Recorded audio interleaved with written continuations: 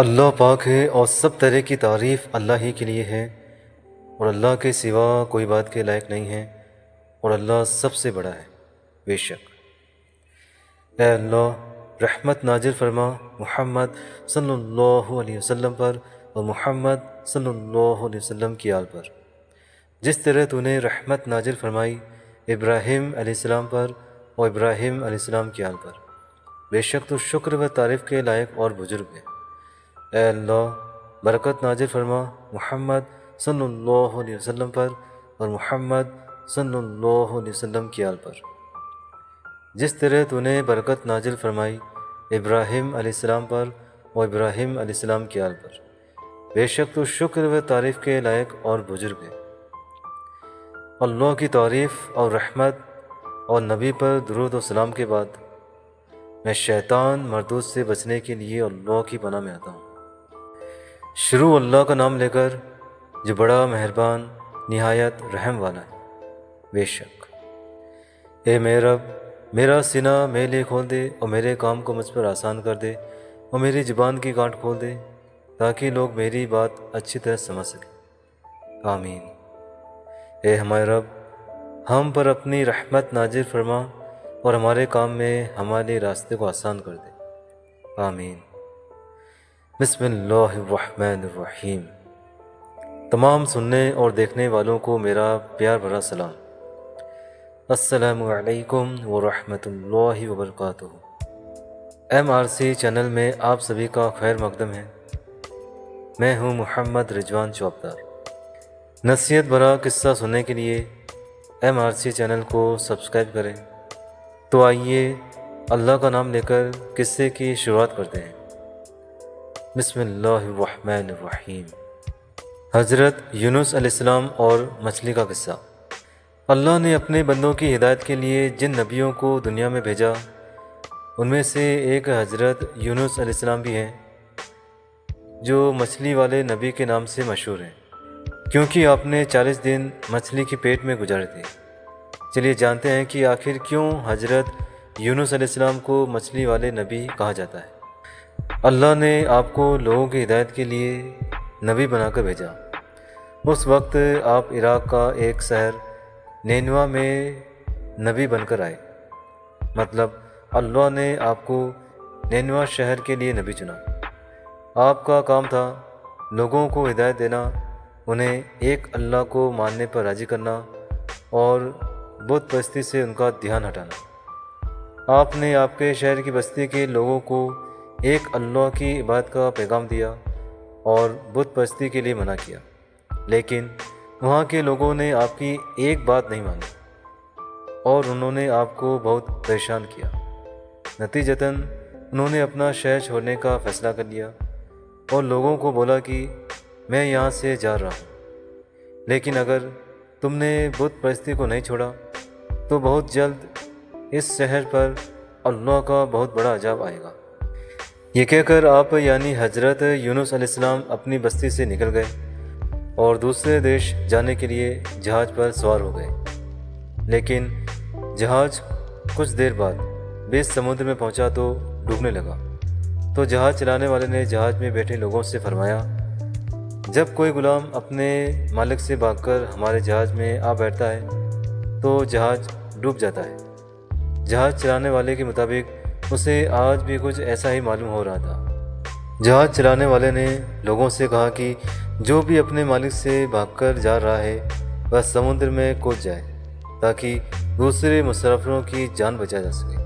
چونکہ آپ حضرت یونس علیہ السلام بھی اللہ کو بتائے بنا اپنے شہر سے بھاگ نکلے تھے، لیکن حضرت یونس علیہ السلام اپنی قوم کی حرکت سے پریشان تھے اور اپنی قوم سے بہت ناراض تھے، اس لیے ان کا دھیان اس طرف نہیں گیا کہ مالک سے بھاگ کر آیا غلام کوئی اور نہیں بلکہ وہ خود ہے۔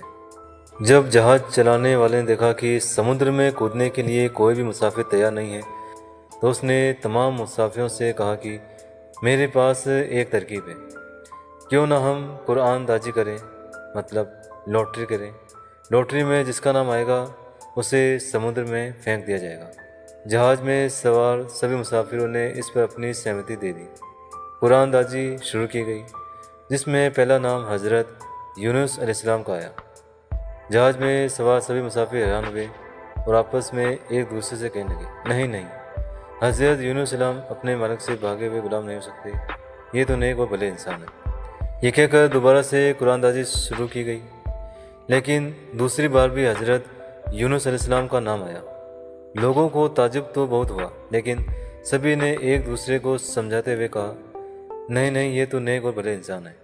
لیکن تیسری بار جب پھر سے حضرت یونس علیہ السلام کا نام آیا تو سبھی نے مل کر انہیں سمندر میں پھینک دیا۔ ادھر آپ کو سمندر میں پھینکنا ہوا، ادھر اللہ نے آپ کی حفاظت کے لیے ایک بڑی مچھلی کو بھیجا جو کافی دیر تک جہاز کے کنارے چکر لگا رہی تھی۔ جیسے ہی آپ یعنی حضرت یونس علیہ السلام پانی میں پہنچے، اس مچھلی نے آپ کو نگل لیا۔ اللہ نے مچھلی سے فرمایا، جس کو تو نے نگلا ہے وہ تیری روزی نہیں ہے، بلکہ میں نے اپنے نبی کو تیرے پیٹ میں ان کی حفاظت کے لیے پہنچایا ہے، انہیں کوئی نقصان نہیں پہنچنا چاہیے۔ چنانچہ آپ 40 دنوں تک اس مچھلی کے پیٹ میں رہے۔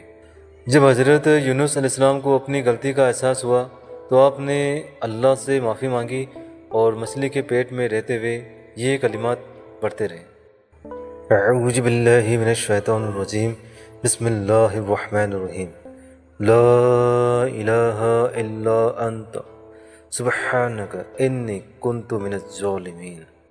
الہی، تیرے سوا کوئی بات کے لائق نہیں ہے، تو پاک ہے، بے شک میں ہی ظالموں میں سے ہوں۔ اس تسبیح کی برکت سے اللہ کریم نے آپ کی غلطیوں کو معاف فرماتے ہوئے آپ کی ساری مشکل آسان فرما دی، اور اس کی بدولت آپ کو 40 دنوں تک ہر وقت سکون ملتا رہا۔ پھر مچھلی کو اللہ کی طرف سے حکم آیا کہ جہاں سے تو نے حضرت یونس علیہ السلام کو نگلا تھا، انہیں وہیں جا کر اپنے منہ سے انہیں نکال دے۔ اللہ نے فرمایا، اب میں ان سے خوش ہوں۔ وہ یعنی حضرت یونس علیہ السلام اللہ کے دیے امتحان میں پاس ہو گئے تھے۔ اللہ کا حکم پاتے ہی مچھلی نے آپ کو کنارے پر اگل دیا۔ اس کنارے پر اللہ نے آپ کے رہنے کے لیے ایک پیڑ پیدا فرما دیا اور آپ کی خوراک کے لیے ایک ہرنی کو آپ کو دودھ پانے کے لیے کہہ دیا۔ کچھ دنوں بعد آپ اپنی بستی کی طرف پھر لوٹے، تب وہاں پر آپ کو ایک گوالا ملا۔ آپ نے اس گوالے سے فرمایا کہ یہاں پر کوئی عذاب آیا تھا کیا؟ اس گوالے نے آپ سے فرمایا کہ یونس نام کے ایک شخص نے کافی دنوں پہلے ایک بات کہی تھی کہ اگر بت پرستی یہاں کے لوگوں نے نہیں چھوڑی تو اس شہر پر اللہ کا بہت بڑا عذاب نازل ہوگا۔ آپ نے اس گوالے سے فرمایا کہ کیا ایسا ہوا تھا؟ گوالے نے کہا کہ جب وہ شخص یعنی حضرت یونس علیہ السلام جب بستی سے رات کو نکلے تو اگلے دن پورے شہر میں بادل چھا گئے تھے اور چاروں طرف دھواں ہی دھواں ہو گیا تھا۔ ایسا لگ رہا تھا جیسے عذاب آنے والا ہے۔ اس وقت ہمیں لگا کہ یونس کی بات بالکل صحیح تھی۔ تب سارے شہر کے کافی لوگ اپنا سارا سامان اور اپنے پریوار کو لے کر شہر چھوڑ رہے تھے اور اللہ سے دعا کر رہے تھے کہ اللہ انہیں معاف کر دے۔ اس وقت وہاں کے لوگوں نے اللہ سے دعا کی کہ اب شہر کا کوئی بھی آدمی بت پرستی نہیں کرے گا، اور کچھ ہی دیر میں سارے بادل چھٹ گئے اور دھواں ایک دم سے غائب ہو گیا۔ مطلب اللہ نے وہاں کے لوگوں کو معاف کر دیا تھا۔ یہ سن کر آپ حضرت یونس علیہ السلام نے گوالے سے فرمایا کہ جس یونس کی تم بات کر رہے ہو وہ میں ہی ہوں۔ یہ سن کر گوالا آپ کے قدموں میں جھک گیا اور آپ سے معافی مانگنے لگا۔ اس طرح آپ واپس اپنے شہر کی طرف لوٹے۔ اس کے بعد آپ نے وہاں پر اسلام کا پرچم لہرایا اور وہاں کے سبھی لوگوں کو ایک اللہ کی عبادت کے لیے بتایا۔ نصیحت: یہ کہانی ہمیں یہ سکھاتی ہے کہ اللہ کے حکم کے آگے سے جھکانا اور ہر مصیبت میں اللہ سے توبہ کرنی چاہیے۔ اللہ ہر حال میں اپنے بندوں کی توبہ کو قبول کرتا ہے اور انہیں رحمت سے نوازتا ہے، بے شک۔ تو آئیے ہم بھی اللہ سے دعا کریں کہ وہ ہمیں بھی کامیاب کرے اور ہر طرح کی ناکامی سے بچائے، آمین۔ زیادہ تر لوگ اللہ سے دعا مانگنے میں کنجوسی کرتے ہیں، یا تو دعا مانگتے ہی نہیں ہیں یا پھر مانگتے ہیں تو بہت جلدی مانگتے ہیں۔ اللہ سے دعا کرنے میں کنجوسی نہ کریں۔ جس طرح نماز، قرآن اور دیگر نیک کام اللہ کی عبادت میں آتے ہیں، ٹھیک اسی طرح دعا بھی اللہ کی عبادت میں سے ایک عبادت ہے۔ اللہ سے دعا کریں، بہت بہت زیادہ دعا کریں۔ تو آئیے اللہ سے دعا کرتے ہیں۔ سب طرح کی تعریف اللہ ہی کے لیے ہے جو اکیلا ہے، اور درود اور سلام ہو اس کے آخری پیغمبر محمد صلی اللہ علیہ وسلم پر، صلی اللہ علیہ وسلم۔ میں شیطان مردود سے بچنے کے لیے اللہ کی پناہ میں آتا ہوں۔ شروع اللہ کا نام لے کر جو بڑا مہربان، نہایت رحم والا ہے۔ بے شک اے اللہ، ہمیں بھی تیرے حکم کے آگے سر جھکانے کی توفیق عطا فرما۔ آمین۔ اگر زندگی میں مصیبت آ جائے تو اس سمے صبر سے کام لینے کی توفیق عطا فرما۔ آمین۔ ہر طرح کے گناہوں اور برے کاموں سے ہماری حفاظت فرما۔ آمین۔ جانے انجانے میں ہم سے کوئی گناہ ہو جائے تو ہمیں تجھ سے اس گناہ کی سچی توبہ کرنے کی توفیق عطا فرما۔ آمین۔ تجھ سے سچی معافی مانگنے کی توفیق عطا فرما۔ آمین۔ اے اللہ، تو ہی اپنے بندوں کی توبہ قبول کرتا ہے۔ یا رب العالمین، اے بڑے مہربان، نہایت رحم کرنے والے، ہم سب کی توبہ کو قبول فرما۔ آمین۔ اور ہم پر اپنی رحمت کے دروازے کھول دے۔ آمین۔ اے اللہ، ہمیں بھی تیرے فرمان کے تحت زندگی گزارنے کی توفیق عطا فرما۔ آمین۔ اور قبر کی زندگی کو آسان فرما اور آخرت میں بھی کامیابی عطا فرما۔ آمین۔ اے اللہ، ہمیں بھی سچائی اور ایمانداری کا راستہ اپنانے کی توفیق عطا فرما۔ آمین۔ اے اللہ، ہمیں نیک کام کرنے کی توفیق عطا فرما۔ آمین۔ ہر طرح کی برائی سے بچا۔ آمین۔ نفسانی خواہشات اور شیطانی خیالات سے بچا۔ آمین۔ اے میرے رب، مجھے توفیق دے کہ میں تیرے اس نعمت کا شکریہ ادا کر سکوں جو تو نے مجھ پر اور میرے ماں باپ پر اپکار کیا ہے، اور یہ کہ میں ایسے نیکی کے کام کروں جن سے تو خوش ہو جائے، اور تو میری اولاد کو بھی نیک بنا۔ آمین۔ میں تیری طرف دھیان کرتا ہوں اور میں مسلمانوں میں سے ہوں۔ اے میرے رب، میری غلطیوں کو معاف کر، اور میرے ماں باپ اور میرے بھائی بہنوں کی بھی، اور ہم سب کو اپنی رحمت میں داخل کر لے۔ آمین۔ اور تو رحم کرنے والوں میں سب سے زیادہ رحم کرنے والا ہے۔ بے شک اے اللہ، ہمیں نماز پڑھنے اور نماز قائم کرنے کی توفیق عطا فرما۔ آمین۔ قرآن پاک کی تلاوت سے مالا مال عطا فرما، اور قرآن پاک کو سمجھنے کی توفیق عطا فرما اور اس پر عمل کرنے کی توفیق عطا فرما۔ آمین۔ یا اللہ، موت سے پہلے موت کی تیاری کرنے کی توفیق عطا فرما، اور تیرے عذاب و غضب سے بچا، اور جنت فردوس میں اعلیٰ سے اعلیٰ مقام عطا فرما۔ آمین۔ آمین آمین ثم آمین یا رب العالمین۔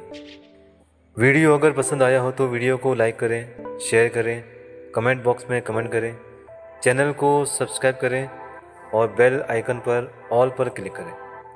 تو ملتے ہیں انشاءاللہ نیکسٹ ویڈیو میں۔ تب تک کے لیے مجھے دیجیے اجازت۔ السلام علیکم ورحمۃ اللہ وبرکاتہ۔